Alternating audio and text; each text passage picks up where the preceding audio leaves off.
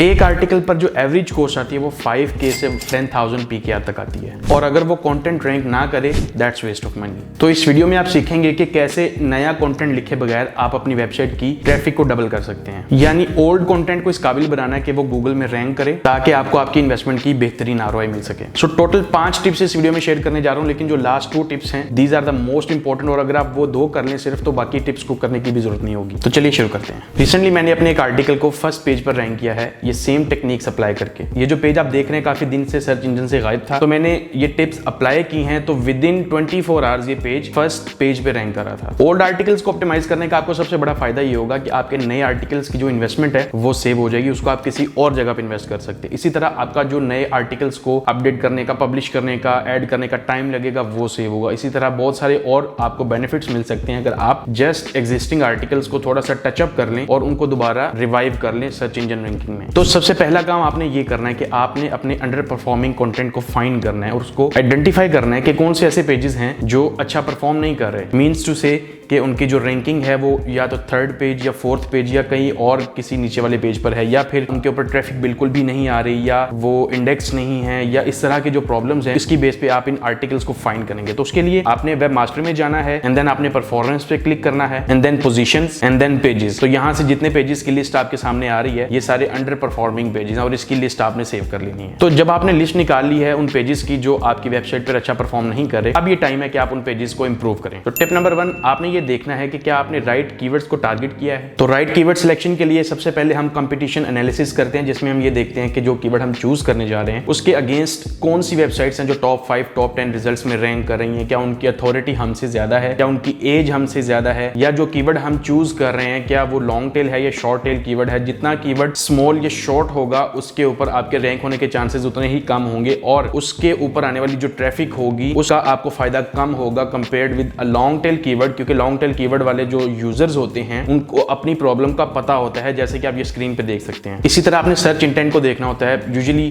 Commercial intent के, informational intent के जो कीवर्ड्स होते हैं उनके लिए आपने टारगेटेड इंफॉर्मेशन प्रोवाइड करनी होती है, अदरवाइज उन आर्टिकल्स के ऊपर आपका यूजर कभी लैंड नहीं करेगा या उसको रीड नहीं करेगा। टिप नंबर 2 अपने कंटेंट की ऑप्टिमाइजेशन को चेक करना है आपने, या ऑन पेज ऑप्टिमाइजेशन को चेक करना है। तो उसके लिए आपने ये देखना है कि क्या आप राइट कीवर्ड्स चूज कर रहे हैं और उनको टारगेट कर रहे हैं अपने कंटेंट में। फॉर एग्जांपल आपको रिलेटेड कीवर्ड्स गूगल खुद सजेस्ट करता है, इसी तरह गूगल आपको रिलेटेड क्वेश्चंस प्रोवाइड करता है जो आप अपने कंटेंट में यूज कर सकते हैं और जिनको आपको लाजमी यूज करना चाहिए ताकि कंटेंट की जो रेलेवेंसी है वो इंक्रीज हो सके। तो ये मेक श्योर करना है कि क्या ये चीजें आप कर रहे हैं। इसी तरह अगली चीज आपने ये देखनी है कि आपकी ऑन पेज कितनी स्ट्रांग है। तो ऑन पेज के लिए यूजुअली आपका जो मेन कीवर्ड है वो कुछ जगहों पे होना बहुत जरूरी है। फॉर एग्जांपल टाइटल में उसका एग्जिस्ट करना बहुत जरूरी है। इसी तरह उस मेन कीवर्ड का जिस कीवर्ड पे आप रैंक करना चाह रहे हैं H2 में होना बहुत जरूरी है, H3 में होना जरूरी है, इनिशियल या फर्स्ट पैराग्राफ में होना बहुत जरूरी है, या पूरे कंटेंट में स्प्रिंकल होना बहुत जरूरी है, एंड फाइनली इमेज के ऑल्ट टेक्स्ट में भी उसको होना चाहिए। ये मेक श्योर कर लेना कि आप ओवर ऑप्टिमाइजेशन ना कर रहे हैं। उसके लिए आपने ये देखना है कि आपका जो कीवर्ड है वो कहीं ज्यादा दफा तो कंटेंट में रिपीट नहीं हो रहा। तो मेक श्योर करना है कि आप एटलीस्ट 1% कीवर्ड डेंसिटी रखें। दैट मींस कि अगर 1000 वर्ड्स का आर्टिकल है आपका तो उसके अंदर 1% आपका मेन कीवर्ड एग्जिस्ट होना चाहिए। टिप नंबर 3 आपने ये मेक श्योर करना है कि कंटेंट आउटडेट तो नहीं हो चुका। तो उसके लिए आप अपने कंटेंट को अपडेट करेंगे विद लेटेस्ट इंफॉर्मेशन, और मेक श्योर करना है कि आप गूगल हेल्पफुल कंटेंट अपडेट के अकॉर्डिंगली अपना कंटेंट ऐड करें, अदरवाइज आपको गूगल की पेनल्टी लगने के चांसेस हैं। और आपने सिर्फ नया कंटेंट ऐड ही नहीं करना, आपने आउटडेटेड इंफॉर्मेशन को रिमूव करना है अपने कंटेंट में से। इसी तरह आपने ग्राफिक्स को भी इंप्रूव करना है। आप ओल्ड इमेजेस को रिमूव कर सकते हैं, नई इमेजेस ऐड कर सकते हैं। उसके लिए कैनवा यूज कर सकते हैं आप, जो कि फ्री प्लेटफॉर्म है और आप हर तरह की इमेज बना सकते हैं वहां से। टिप नंबर 4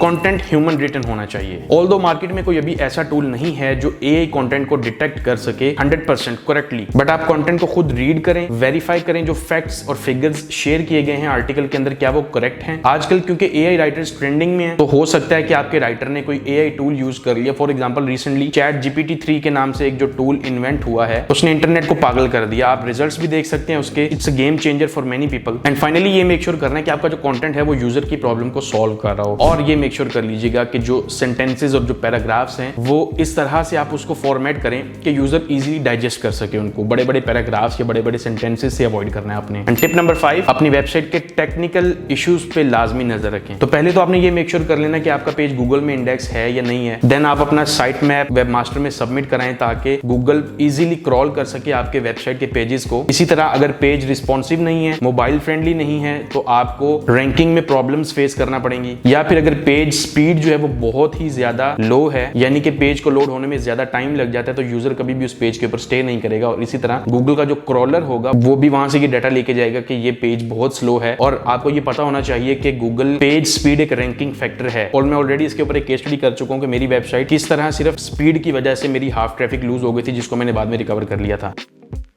तो बस यार, आज की वीडियो के लिए इतना ही। अगर वीडियो पसंद आई है तो लाइक कीजिएगा, और अगर इस तरह की मजीद वीडियोस देखना चाहते हैं तो सब्सक्राइब माय चैनल। आपसे मुलाकात होगी नेक्स्ट वीडियो में। अल्लाह हाफिज।